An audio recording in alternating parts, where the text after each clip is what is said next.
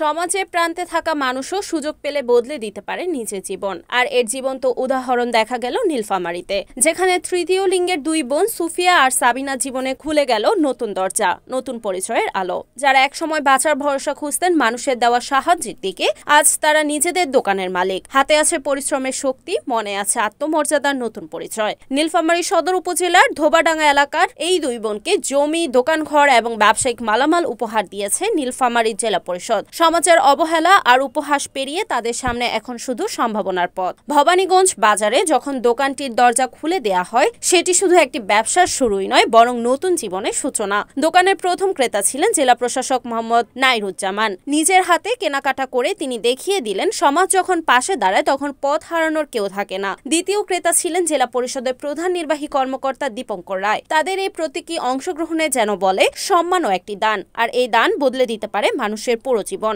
যারা একসময় সমাজের বোঝা মনে হয়ে রাস্তায় রাস্তায় ঘুরে বেড়াতেন, আজ তারা নিজের দোকানে বসে পরিশ্রম করে আয় করছেন নিজস্ব পরিচয়, মর্যাদায় স্বাবলম্বী জীবনে। এই দুই বোনই নয়, আত্মকর্মসংস্থানের পথে এগিয়ে নিতে নীলফামারী জেলা প্রশাসনের উদ্যোগে তৃতীয় লিঙ্গের আরো কয়েকজনকে দেয়া হয়েছে গবাদি পশু ও আর্থিক সহায়তা, যেন কেউ পিছিয়ে না থাকে, কেউ বাদ না পড়ে। সুফিয়া ও সাবিনার গল্প আমাদের শেখায় সমাজের প্রতিটি মানুষের মধ্যেই সম্ভাবনা আছে, শুধু দরকার একটু পাশে দাঁড়ানো, একটু সুযোগ। আর সেই সুযোগই বদলে দিয়েছে তাদের জীবন।